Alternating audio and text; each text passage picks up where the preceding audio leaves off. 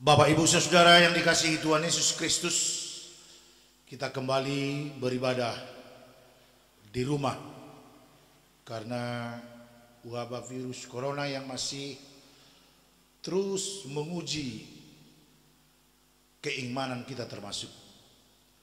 Saudara-saudara yang dikasihi Tuhan Yesus Kristus, inilah kami hamba-hamba Tuhan HKBP Sidurame yang selalu ikut menyapa Bapak Ibu Saudara untuk selalu beribadah setiap minggu sebagaimana pelayanan lewat media online yang dilangsungkan HKBP Sidurame.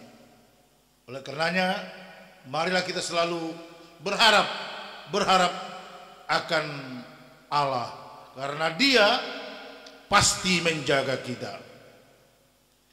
Marilah kita berdoa untuk memulai ibadah kita.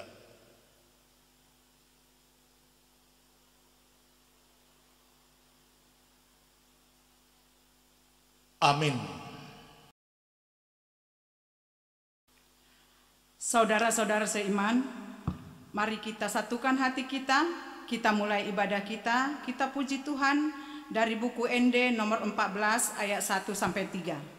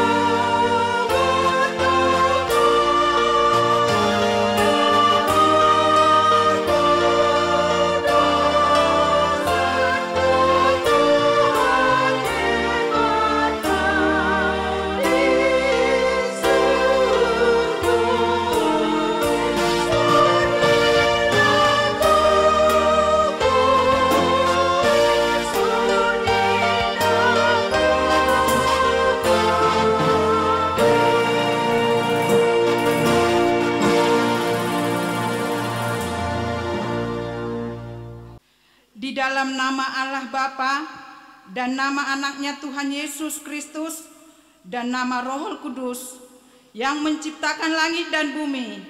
Amin. Hai manusia, telah diberitahukan kepadamu apa yang baik dan apakah yang dituntut Tuhan daripadamu, selain berlaku adil, mencintai kesetiaan, dan hidup dengan rendah hati di hadapan Allahmu. Haleluya.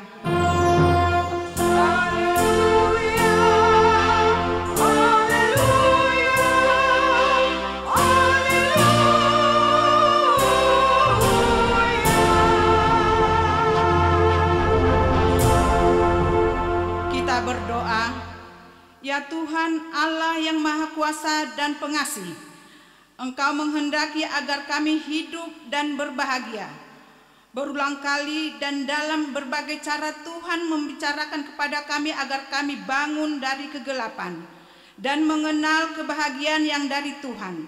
Karena itu kami merendahkan diri dan memohon kepadamu, Berikanlah kami Roh Kudus agar kami percaya dan akan kasih-Mu dan mendengar firman-Mu yang menjadi dasar pengharapan kami akan hidup yang kekal yang Engkau sediakan di dalam Yesus Kristus Tuhan kami. Amin. Kita naikkan pujian kita dari buku ND nomor 24 ayat 1 dan 5.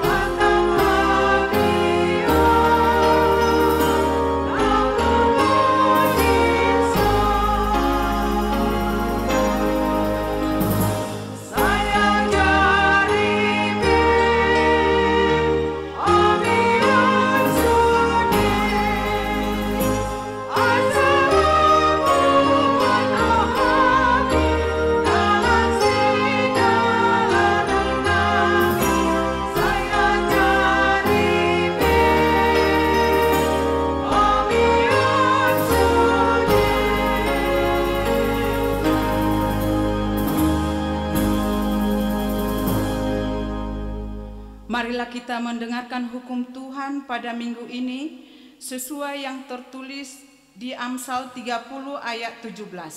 Demikian firman Tuhan. Mata yang mengolok-olok ayah dan enggan mendengarkan ibu akan dipatuk gagak lembah dan dimakan anak raja wali. Demikian hukum Tuhan. Marilah kita memohon kekuatan dari Tuhan untuk melakukannya. Ya Tuhan Allah, kuatkanlah kami melakukan yang sesuai dengan hukum-Mu. Amin. Kita angkat pujian kita dari Kidung Jemaat nomor 26 ayat 1 dan 3.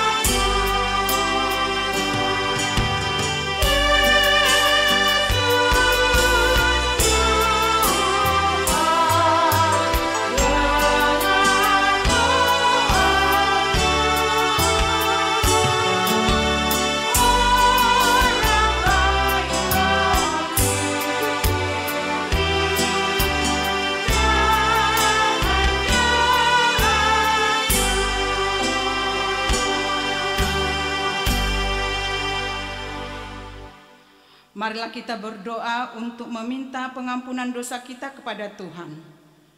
Ya Tuhan Allah Bapa, Tuhan kami Yesus Kristus, Engkaulah Allah yang Maha Kuasa, pencipta segala sesuatu. Engkau adalah adil menghakimi semua orang. Kami datang ke hadapan-Mu, mengaku segala dosa kami yang kami lakukan karena pelanggaran hukum-Mu, baik melalui perkataan kami yang tidak benar maupun karena nafsu keinginan dunia yang selalu mempengaruhi kami. Kami patut mendapat murka Tuhan akibat dosa kami itu. Tetapi Engkau adalah Tuhan pengasih dan penyayang. Kasihanilah kami, ampunilah segala dosa-dosa dan kesalahan kami di dalam anak-Mu Tuhan Yesus Kristus Tuhan kami. Karuniakanlah kami Roh Kudus, agar kami setia mengikuti Engkau di dalam kebenaran dan kekudusan, dan memperoleh hidup yang kekal yang Tuhan janjikan bagi setiap orang yang percaya kepada anak-Mu Yesus Kristus dan Juru Selamat kami. Amin. Janji Allah akan pengampunan dosa kita. Tuhan adalah penyayang dan pengasih, panjang sabar dan berlimpah kasih setia. Tidak dilakukannya kepada kita setimpal dengan dosa kita, dan tidak dibalaskannya kepada kita setimpal dengan kesalahan kita. Seperti Bapa sayang kepada anak-anaknya, demikian Tuhan sayang kepada orang-orang yang takut akan Dia. Kemuliaan bagi Allah di tempat yang maha tinggi. Amin. Kita naikkan pujian kita dari Kidung Jemaat nomor 457 ayat 1 dan 4.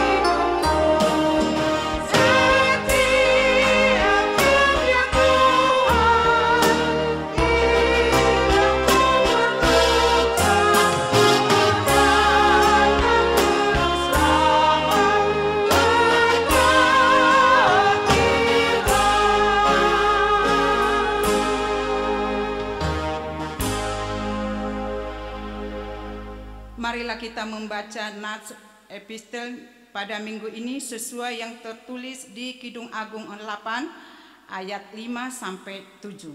Demikian firman Tuhan. Siapakah dia yang muncul dari padang gurun, yang bersandar pada kekasihnya? Di bawah pohon apel kubangunkan engkau. Di sanalah ibumu telah mengandung engkau. Di sanalah ia mengandung dan melahirkan engkau. Taruhlah aku seperti meterai pada hatimu, seperti meterai pada lenganmu, karena cinta kuat seperti maut, kegairahan gigi seperti dunia yang orang mati. Nyalanya adalah nyala api, seperti nyala api Tuhan. Air yang banyak tak dapat memadamkan cinta, sungai-sungai tak dapat menghanyutkannya. Sekalipun orang memberi segala harta benda rumahnya untuk cinta, namun ia pasti akan dihina. Demikian firman Tuhan. Berbahagialah orang yang mendengar firman Allah serta memeliharanya. Amin. Kita bernyanyi dari pujian bagi Sang Raja nomor 663 ayat 1 dan 2. Yang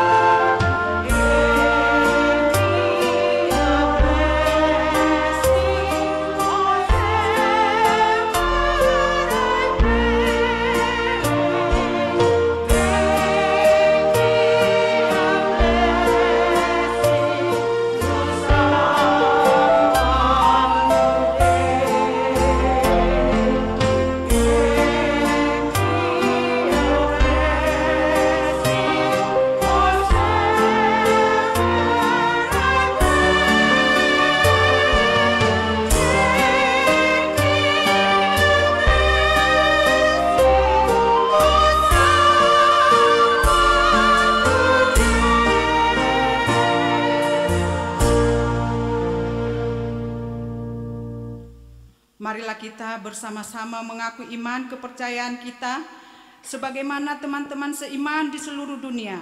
Kita bersama-sama mengucapkannya. Aku percaya kepada Allah, Bapa yang Maha Kuasa, Khalik langit dan bumi.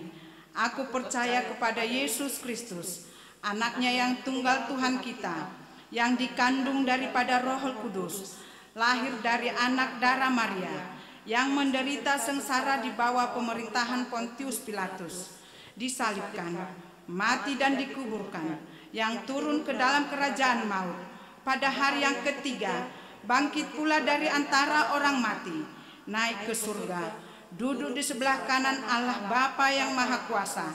Dari sana akan datang kelak untuk menghakimi orang yang hidup dan yang mati.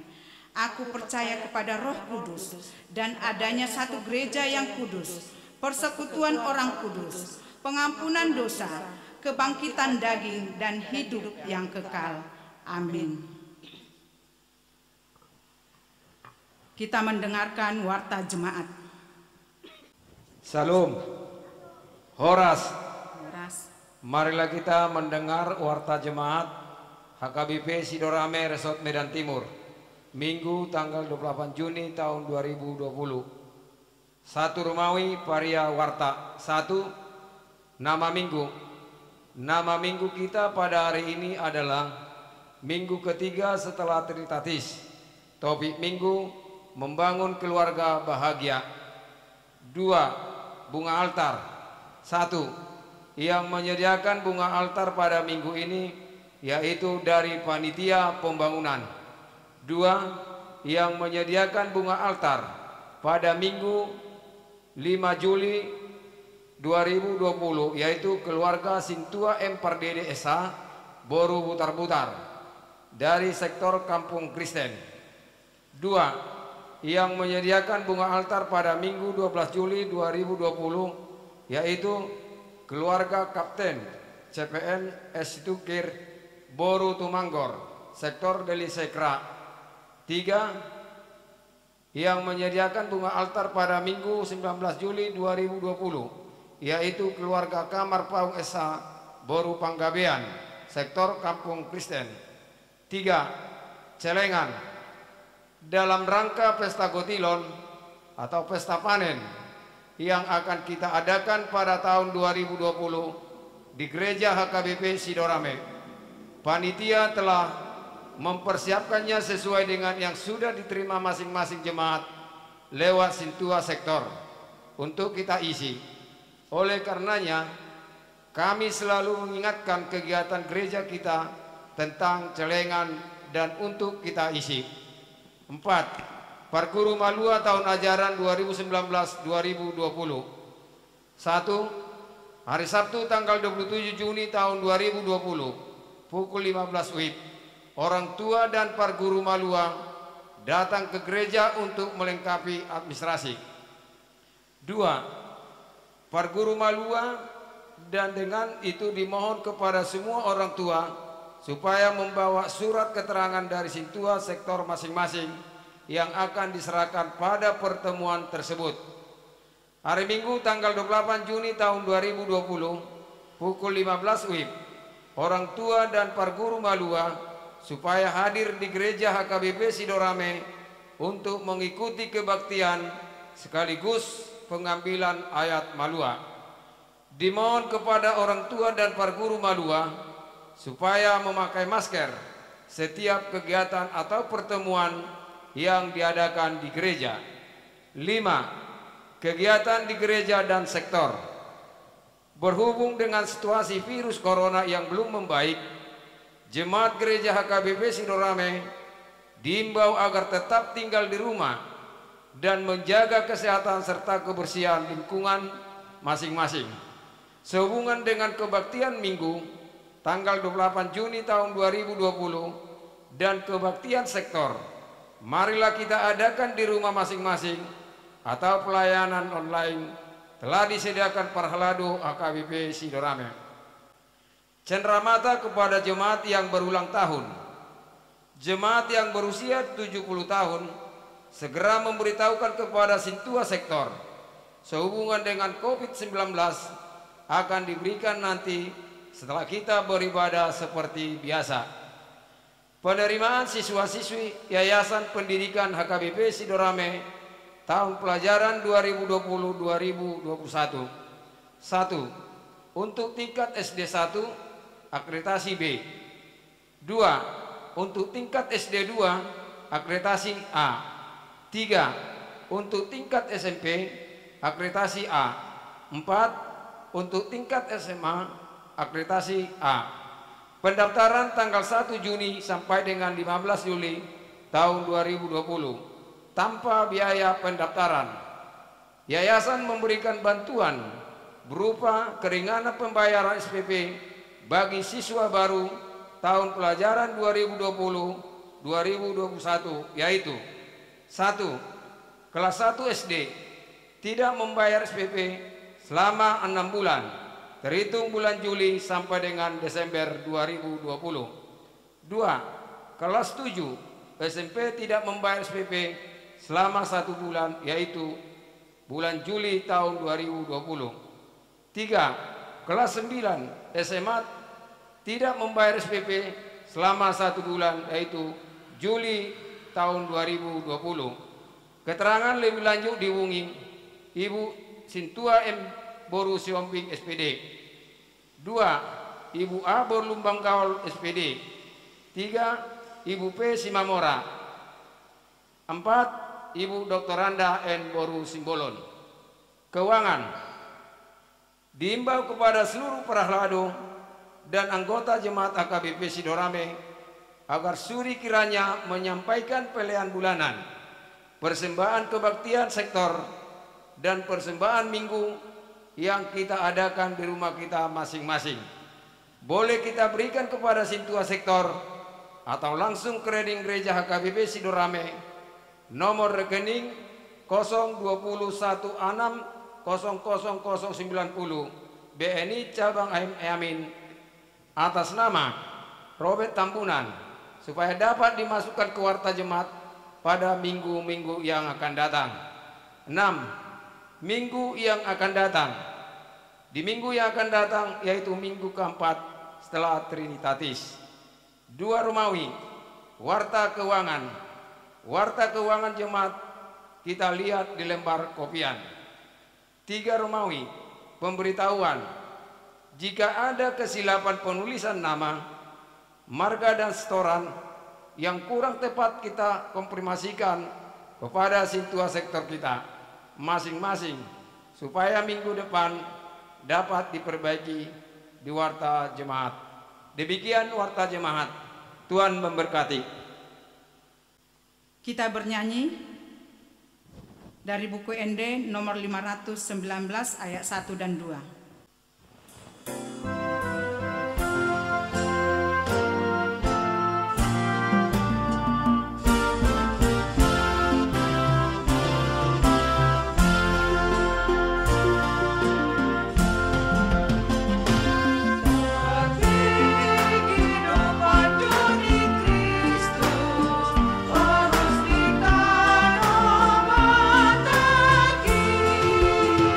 Isena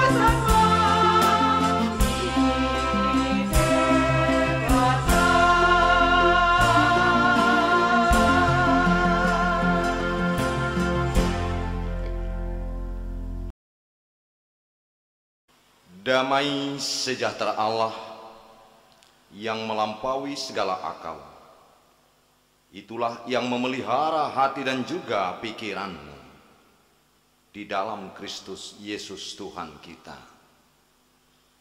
Amin. Bapak, Ibu, saudara-saudara yang kami kasihi dalam Kristus Yesus, sebagaimana firman Tuhan untuk kita di minggu hari ini, yaitu minggu yang ketiga setelah Trinitatis, 28 Juni 2020, sebagaimana firman yang tertulis pada saat ini kita baca dari surat Paulus kepada jemaat yang ada di Kolose. Kolose pasal 3 ayat yang ke-18 hingga ayat yang ke-21. Kami bacakan untuk persekutuan ibadah kita pada saat ini, dengan judul hubungan antara anggota rumah tangga. Hai istri-istri, tunduklah kepada suamimu sebagaimana seharusnya di dalam Tuhan. Hai suami-suami, kasihilah istrimu dan janganlah berlaku kasar terhadap dia. Hai anak-anak, taatilah orang tuamu dalam segala hal, karena itulah yang indah di dalam Tuhan. Hai bapak-bapak, janganlah sakiti hati anakmu, supaya jangan tawar hatinya. Sampai demikian pembacaan firman Tuhan. Bapak Ibu yang terkasih, sesuai nat atau firman yang telah kita baca tadi,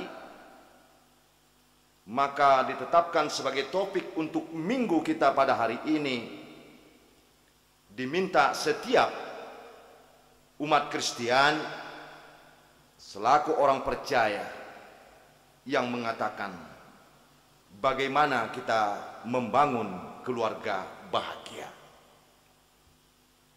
Nah, tentu untuk mendapat keluarga bahagia ini adalah suatu impian dan juga semua harapan dari setiap masing-masing kita. Maka karena itu, ketika kita melihat dari latar belakang dan konteks dalam Kolose pasal 3 ayat 12 sampai 17 sebelum nat yang kami baca tadi, Rasul Paulus juga telah menerangkan atau mengurai bagaimana hal-hal yang dia inginkan. Di situ dikatakan ada beberapa cara hidup yang seharusnya dimiliki oleh komunitas Kristen. Merupakan sebuah apa? Identitas menjadi manusia baru yang Allah cipta berdasarkan kepada Kristus. Karena apa? Esensi utama dari manusia baru ini adalah kebersamaan, atau boleh dikatakan mutuality. Adanya hubungan timbal balik, feedback antara satu dengan yang lain. Karena itulah setiap orang Kristen harus melihat dirinya sebagai suatu kesatuan tubuh Kristus, di mana dikatakan sikap dan kasih satu sama lain memang harus diberlakukan, harus menjadi kenyataan, harus menjadi realita hidup. Dan kemudian kalau kita melihat lagi pada bagian Kolose pasal 3 ayat 18 sampai pasal 4 ayat yang pertama, Paulus berbicara mengenai hal-hal praktis Kalau Martin Luther menyebut bagian ini sebagai peraturan, sebagai instruksi, Haustapel, rumah tangga. Mengapa dikatakan demikian? Karena di situ keluarga harus berinteraksi antara satu dengan yang lain. Bahkan keluarga tidak tertutup kemungkinan, sebab keluarga merupakan suatu pusat produksi, juga sebagai tempat penyembahan Allah. Dan dapat kita katakan keluarga Kristen merupakan miniatur surga itu sendiri. Kalau sudah dikatakan miniatur surga itu sendiri, berarti sudah diberikan suatu bayangan hidup, gambaran yang harus kita tujukan kelak. Karena di surga Tuhan selalu digambarkan sebagai mempelai pria, dan juga jemaatnya digambarkan sebagai mempelai wanita. Nah, inilah yang dapat kita baca nanti, yang tertulis dalam surat Efesus pasal 5 ayat 31 hingga ayat 32. Bapak, Ibu, saudara-saudara yang kami kasihi dalam Kristus Yesus, karena itulah dalam surat Kolose pasal 3 ayat 18 hingga 21 ini, paling sedikit kita lihat ada beberapa hal yang bisa kita pelajari. Bagaimana kita dapat mewujudkan keluarga Kristen yang dinamis. Di sini Paulus telah mengungkapkan ada prinsip-prinsip tertentu yang harus dijalankan dalam hidup baru bersama dengan Kristus. Dan kemudian juga harus dipraktekkan dalam kehidupan sehari-hari secara khusus. Dalam keluarga itu yang diinginkan. Harus dapat menjalankan hak dan kewajiban masing-masing. Dan hak dan kewajiban ini juga harus dapat dilaksanakan dengan tertib, dapat dilaksanakan dengan teratur, supaya bagaimana benar-benar di tengah-tengah keluarga itu nama Tuhan dipermuliakan. Karena itulah, saudara, Bapak, Ibu, salah satu tujuan pokok yang ingin dicapai Paulus dalam konteks ini terdapat juga kalau kita melihat pada ayat yang ke-24b. Setelah ayat ini jelas dikatakan Kristus harus menjadi Tuan dalam keluarga. Karena keluarga yang kuat, keluarga yang sehat, serta keluarga yang memiliki relasi yang indah dengan Tuhan dan sesama, itu akan terlihat bahwa memang keluarga itu memahami posisi mereka masing-masing dalam kehidupan keluarga itu sendiri. Konfusius berkata, kekuatan suatu bangsa berasal dari integritas keluarga. Artinya, kalau keluarga kuat, gereja juga akan kuat. Kalau keluarga kuat, negara juga akan kuat. Sebab dikatakan dalam ayat-ayat firman Tuhan yang kami baca tadi, Kolose pasal 3 ayat 18 sampai 21 ini, kita dapat melihat Paulus ingin mengungkapkan ada 4 macam sikap yang diatur olehnya. Di antara lain, kita melihat yang pertama, tadi jelas tertulis, sikap seorang istri bagaimana menghadapi suami. Ini tidak terlepas dari satu komunitas keluarga tadi. Dan kita masing-masing diingat bagaimana sikap seseorang. Ayat 18 jelas dikatakan, hai istri-istri, tunduklah kepada suamimu sebagaimana seharusnya di dalam Tuhan. Saudara Bapak Ibu, istilah tunduk dalam bahasa Batak dikatakan oloi hamuma, mempunyai arti bukan karena paksaan. Tunduk karena kerelaan. Karena kalau dikatakan dalam bahasa Batak, kata oloi hamuma itu adalah perintah yang harus dilaksanakan, yang harus dikerjakan secara terus-menerus, dan tidak hanya berhenti pada suatu titik, tapi dikerjakan atas dasar kerelaan, atas dasar keikhlasan hati, atas kehendak Allah, bukan atas kemauan pribadi kita sendiri, dan juga dapat melaksanakan di dalam kasih yang telah Tuhan berikan.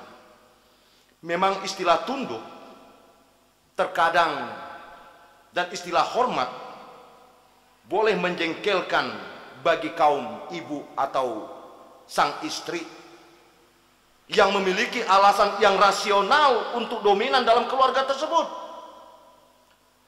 Bahkan kalau kita dengar sebahagian ada yang mengatakan sekarang lagi ngetren istri jadi kepala, dominan wife.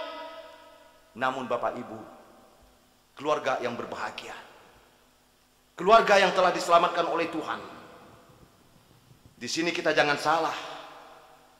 Agar kita mencapai kebahagiaan itu, prinsip-prinsip keluarga dalam Alkitab perlu memang harus ditaati, bukan pilihan.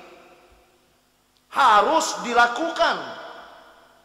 Sebab kalau kita lihat lagi di dalam Efesus pasal 5 ayat 22 sampai 23 dikatakan, karena suami adalah kepala istri sama seperti Kristus adalah kepala jemaat. Tunduk di sini sudah mengandung arti sebagai tanda iman kita kepada Kristus. Itu kekuatan kita, iman yang telah diberikan oleh Kristus. Karena itulah Rasul Paulus di sini mau berbicara bahwa relasi cinta kasih suami terhadap istri haruslah didasarkan hanya kepada salib Kristus. Sebagai apa? Untuk menentukan ada patokan, ada tindakan. Tindakan tersebut saling menghargai sebagai mitra ciptaan Allah, bahwa suami istri adalah setara. Ketundukan dalam konteks ini tentulah bukan ketundukan sembarangan, tapi tunduk dalam kebenaran. Kebenaran yang bagaimana? Kebenaran yang hakiki, kebenaran yang dimiliki oleh Tuhan. Sebab tidak mungkin Tuhan memberi perintah yang tidak baik di tengah-tengah keluarga. Karena esensi Tuhan adalah kebenaran. Esensi Tuhan adalah kebaikan, kekudusan, dan kasih. Jadi ketaatan para istri kepada Tuhan itu telah tercermin oleh kesalehan mereka sendiri. Tuhan telah menyediakan istri, kalau dikatakan dalam kitab Kejadian, itu adalah sebagai penolong daripada sang suami. Bahkan jelas dikatakan, kalau kita lihat dalam Kejadian pasal 2 ayat 18, Allah berfirman, tidak baik kalau manusia itu seorang diri saja, maka aku akan menjadi penolong bagi dia yang sepadan dengan dia. Itulah keluarga Adam dan Hawa sebagai lembaga yang pertama dijumpai oleh manusia di dunia ini. Lembaga yang tertua yang boleh memberikan motivasi setiap menghadapi kelemahan, setiap menghadapi kekurangan, sehingga dengan demikian terbangunlah keluarga yang bahagia dan keluarga yang tetap takut akan Tuhan. Disinilah istri dikatakan penolong, sebagai pendamping hidup dalam keluarga itu sendiri. Dan boleh kita lihat lagi, kalau kitab Amsal pasal 14 ayat yang pertama mengatakan, jelas, perempuan yang bijak mendirikan rumahnya. tetapi yang bodoh meruntuhkannya dengan tangannya sendiri. Bapak, Ibu, saudara-saudara yang kekasih, kita boleh mengingat keluarga Ayub ketika kaya raya, ketika Ayub diberkati Tuhan. Istri Ayub alangkah bahagia dan senang melihat pemberian Tuhan. Tetapi ketika Ayub ditimpa suatu bencana, rencana yang telah diberikan oleh Tuhan di tengah-tengah keluarga mereka, ternak, harta, bahkan sampai anak-anak meninggal. Apa prinsip di tengah-tengah keluarga Ayub? Bahkan istri dan saudara-saudara mengatakan, Ayub, tinggalkanlah Tuhanmu itu. Untuk apalagi kita memuliakan Tuhan? Dulu kita sebagai orang yang kaya raya, sekarang kita sudah jatuh miskin. Tapi Ayub memiliki keimanan kuat atas kesalehannya. Apa dikatakan? Engkau hanya mau yang baik saja dari Tuhan. Ketika kita mendapat suatu malapetaka, engkau telah meninggalkan Tuhan. Inilah juga yang menjadi kekuatan bagi kehidupan kita, Bapak Ibu. Sehingga apa? Hidup ini terkadang silih berganti. Dan istri itu selalu dikatakan menjadi penolong bagi sang suami. Karena apa? Keberhasilan suami di dalam tugas juga tidak terlepas daripada apa? Motivasi istri di tengah-tengah keluarga itu sendiri. Inilah yang Tuhan inginkan, yang mau ditunjukkan oleh Rasul Paulus di tengah-tengah kehidupan kita, agar kita tidak menjadi bodoh. Dalam arti bodoh bukan bodoh di dalam ilmu pengetahuan, tetapi selalu menjauhkan diri di hadapan Tuhan, sehingga kita tidak mendapat kebijaksanaan yang bagaimana yang kita harapkan. Yang kedua, kita melihat di sini, kalau tadi sikap istri kepada suami, sekarang sikap suami kepada istri. Jadi ada hubungan timbal balik. Tidak ada yang menang dan tidak ada yang kalah. Di sini jelas dikatakan pada ayat 19, hai suami, kasihlah istrimu dan janganlah berkata kasar terhadap dia. Artinya di sini Paulus ingin mengungkapkan, siapa yang mengasihi istrinya berarti ia mengasihi dirinya sendiri. Karena di sini Paulus mau mengatakan bagaimana hubungan Kristus dengan jemaat itu sendiri, di mana suami selalu diwajibkan untuk mengasihi sang istri. Ha holongi hamuma pardi hutamunabe. Istilah kasih atau holong ini juga dipakai untuk Allah. Karena apa? Jelas di dalam Yohanes 3 ayat 16 dikatakan, Allah mengasihi dunia ini, dia telah memberikan anaknya Tuhan Yesus Kristus, supaya setiap yang percaya tidak binasa, tetapi mendapat hidup yang kekal. Inilah suatu ikrar yang telah diberikan di tengah-tengah kehidupan orang percaya. Supaya apa? Perjuangan itu tidak pernah sampai pada satu titik. Karena Tuhan melihat di dalam kasih Allah ada pengorbanan. Supaya bagaimana? Gerejanya boleh ditebus, gerejanya boleh diselamatkan, bahkan gereja juga boleh bersuka cita di hadapannya.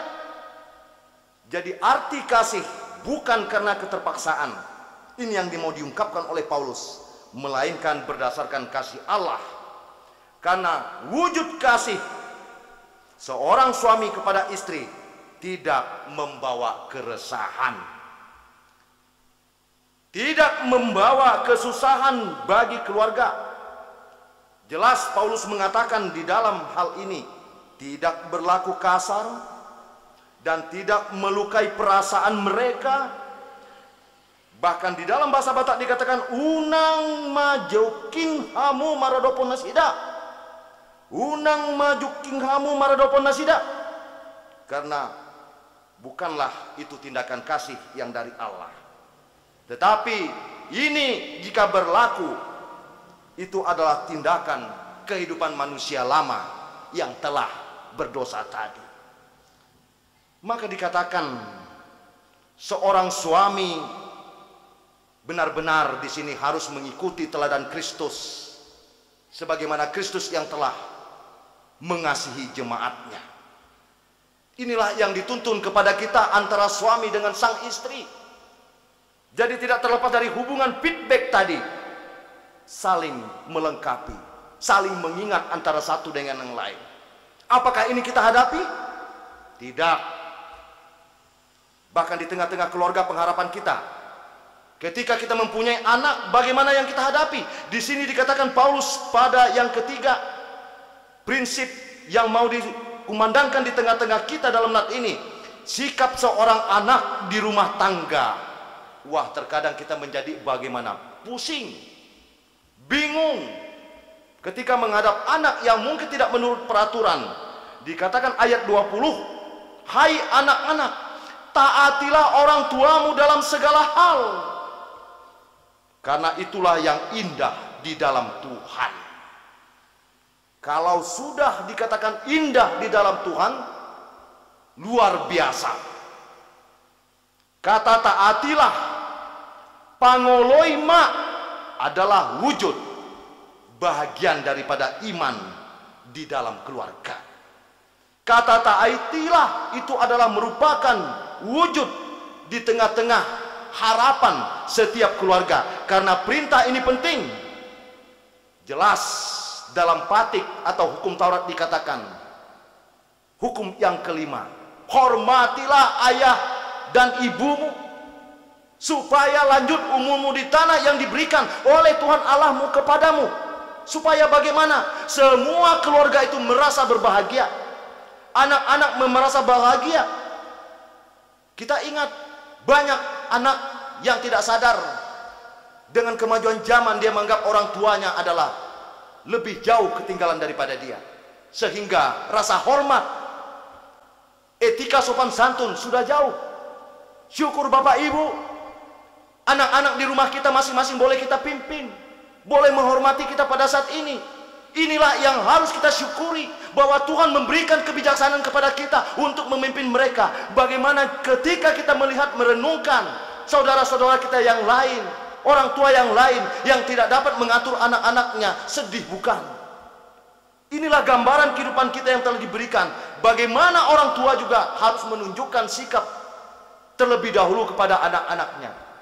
Dalam arti bagaimana anak-anak itu mengikut supaya mereka panjang umur dan bahagia tadi. Tentu ini tidak terlepas daripada apa? Menuruti orang tua sesuai dengan koridor yang Tuhan inginkan. Jangan orang tua juga sembarangan. Bahkan orang tua juga harus menunjukkan sikap di tengah-tengah keluarga itu sendiri. Karena apa? Itu adalah gambaran keluarga Kristen yang juga dimiliki oleh anak-anak kelak, supaya mereka tidak kecewa. Dan yang keempat, jelas di sini dikatakan sikap seorang bapak terhadap anaknya. Mengapa dikatakan tiga sikap seorang ibu? Karena di dalam keluarga, tahu kita, seorang bapak adalah kepala keluarga yang memimpin, yang menjadi raja di tengah-tengah keluarga itu sendiri. Tapi kita ingat, kalaupun dikatakan seorang raja, jangan terlampau bangga kita sebagai kaum bapak. Karena apa? Ada koridor cara main di sini. Artinya bukan hanya memerintah. Jelas kalau ayat 21 dikatakan di sini, hai bapak-bapak, janganlah sakiti hati anakmu, supaya jangan tawar hati mereka. Unang gitali hamu aka anakon muna. Karena ini bisa menimbulkan rasa kecewa. Karena ini bisa menimbulkan rasa putus asa. Tetapi bangunlah komunikasi yang konstruktif. Bangunlah kasih yang telah Tuhan berikan, sehingga mereka tetap merasa apa? Sangat dekat terhadap orang tuanya. Ketika mereka merasa dekat, motivasi untuk mendorong mereka semakin percaya kepada Tuhan. Ini menjadi pegangan hidup di dalam keluarga itu sendiri. Inilah yang mungkin sering kita abaikan, yang sering kita lalaikan. Apalagi di zaman sekarang ini, di kota-kota besar, banyak orang tua karena kesibukan aktivitas di luar tidak sempat berjumpa dengan anak-anaknya, tidak sempat memberikan suatu pandangan hidup. Seakan-akan mungkin tugas anak-anak itu adalah seorang ibu di rumah. Tetapi Alkitab mengatakan jelas, hai bapak-bapak, karena apa? Tanggung jawab kita adalah sangat besar di dalam kehidupan kita. Dituntut kelak, sudah sampai kemana? Karena kita sering berharap dan meminta kepada Tuhan. Tuhan telah memberikan yang terbaik di tengah-tengah keluarga kita. Bagaimana kita meresponi ini?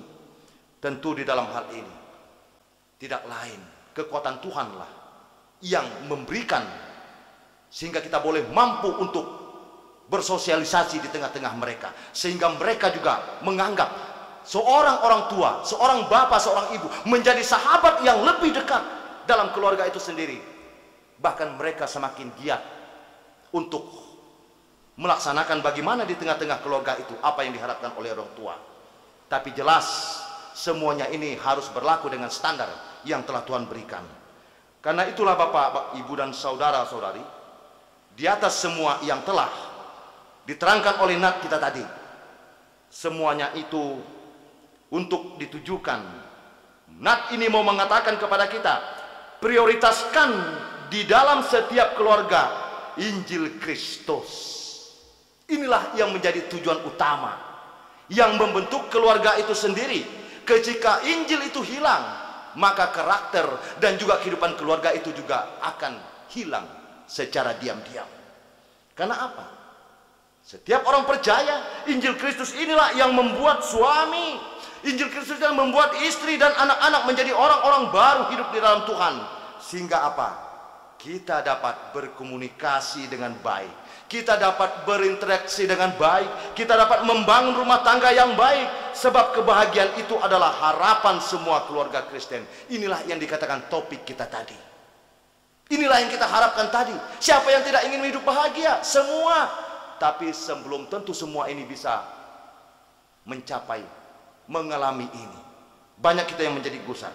Karena itulah lewat firman Tuhan pada pagi hari ini, pada minggu ini, marilah kita membangun keluarga kita untuk dijadikan rumah Tuhan, sehingga setiap keluarga kita dapat diperkenankannya. Tuhan Yesus memberkati. Amin. Kita bersatu dalam doa. Bapa Surgawi, terima kasih buat firman-Mu Tuhan yang telah mengingatkan kami. Terutama Tuhan, kami merasa di tengah-tengah kehidupan yang telah kami jalani ini, secara khusus buat keluarga, kami selaku orang percaya kepadamu, ketika kami bandingkan Tuhan, sebagaimana yang diungkapkan oleh Nats ini, masih banyak hal-hal yang harus kami gumuli. Kami tidak mampu ya Bapa, kami tidak mampu ya Tuhan, ketika kami mengandalkan pikiran kekuatan yang ada dalam hidup kami.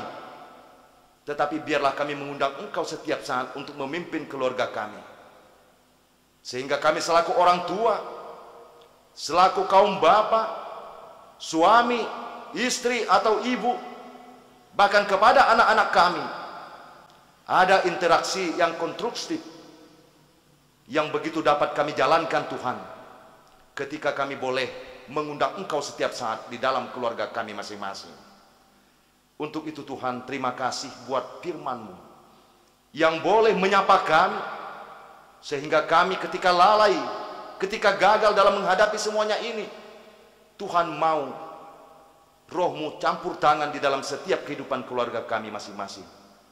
Untuk itu berkatilah Tuhan, ketika kami tidak dapat menjalankan hidup keluarga yang standar, keluarga yang ideal, yang harmonis, tetapi kami yakin Tuhan selalu membuka jalan, dan kami boleh mengerti dan memahami di mana letak kekalahan, kekurangan yang kami alami di dalam kehidupan kami hingga pada saat ini.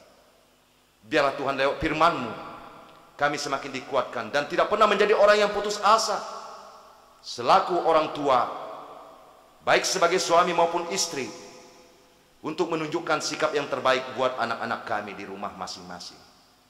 Untuk itu ya Tuhan, biarlah melalui persekutuan kami pada satu hari ini, seluruh jemaat-Mu selalu merasakan begitu penting. Keluarga adalah inti di tengah-tengah lembaga yang kami jumpai di dunia ini. Ajari kami saling menghargai, Ajari kami saling melengkapi di dalam kekurangan yang telah kami jalani sehingga pada saat ini. Sehingga benar-benar Tuhan lewat firman Engkau hadir dan menuntun kami setiap saat. Diberkatilah Tuhan gereja-Mu. Diberkatilah para pemimpin negara kami. Diberkatilah kehidupan kami yang kurang lebih 3 bulan ini kebaktian di rumah masing-masing karena wabah virus COVID-19. Tuhan, dimanapun Engkau ada ketika kami menghadirkan Engkau, untuk itu kuatkan kami Tuhan untuk menghadapi semua yang telah kami jalani, sehingga kami semakin kokoh dan kuat untuk tetap bersekutu dan mengandalkan Tuhan dalam setiap segi kehidupan kami. Terima kasih ya Bapa, biarlah ibadah kami sepanjang hari ini menjadi kemuliaan nama-Mu dan juga menjadi sukacita bagi kami. Terpuji dan termulialah Engkau. Kami persembahkan doa ini hanya di dalam kasih setia-Mu, di dalam Yesus Kristus Tuhan kami. Kami mengucap syukur dan berdoa. Amin. Kembali kita memuji Tuhan lewat buku ND kita nomor 159 ayat 1 sampai 3. Sambil mengumpulkan persembahan kita, mari kita sampaikan yang terbaik buat Tuhan.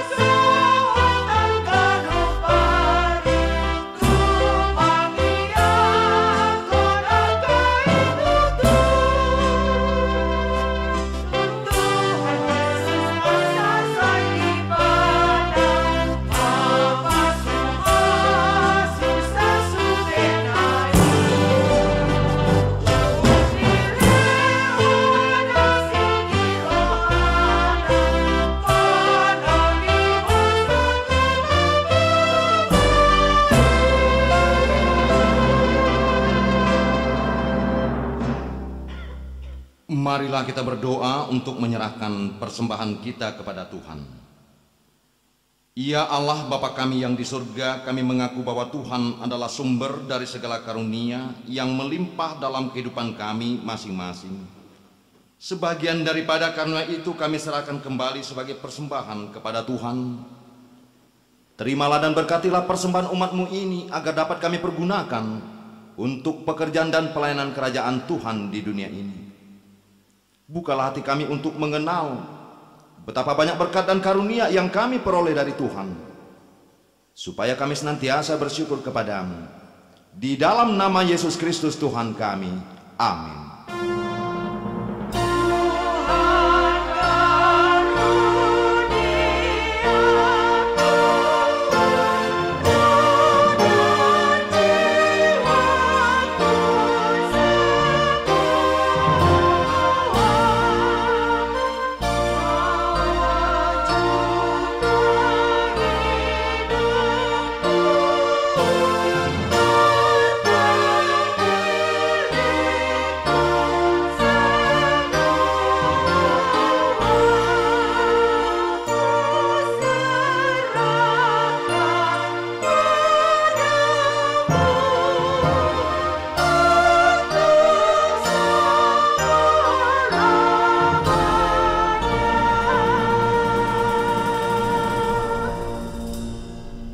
Bapa kami yang di surga, dikuduskanlah namamu. Datanglah kerajaanmu, jadilah kehendak-mu di bumi seperti di surga. Berikanlah kami pada hari ini makanan kami yang secukupnya. Dan ampunilah kami akan kesalahan kami, seperti kami juga telah mengampuni orang yang bersalah kepada kami. Dan janganlah membawa kami ke dalam pencobaan, tetapi lepaskanlah kami daripada yang jahat.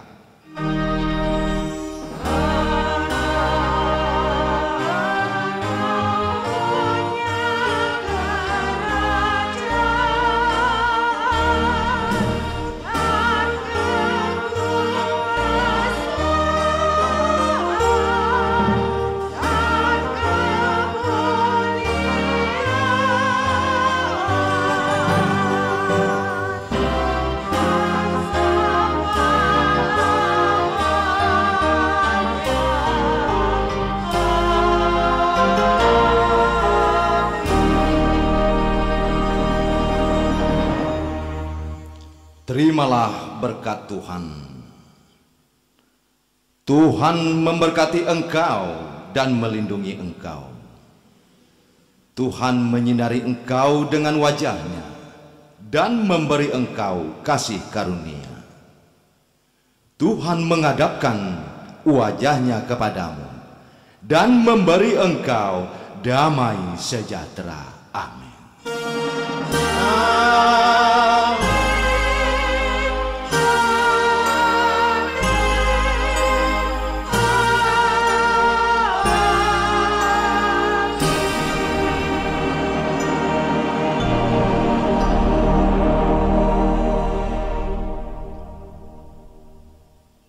Shalom, Horas. Selamat hari Minggu. Tuhan memberkati.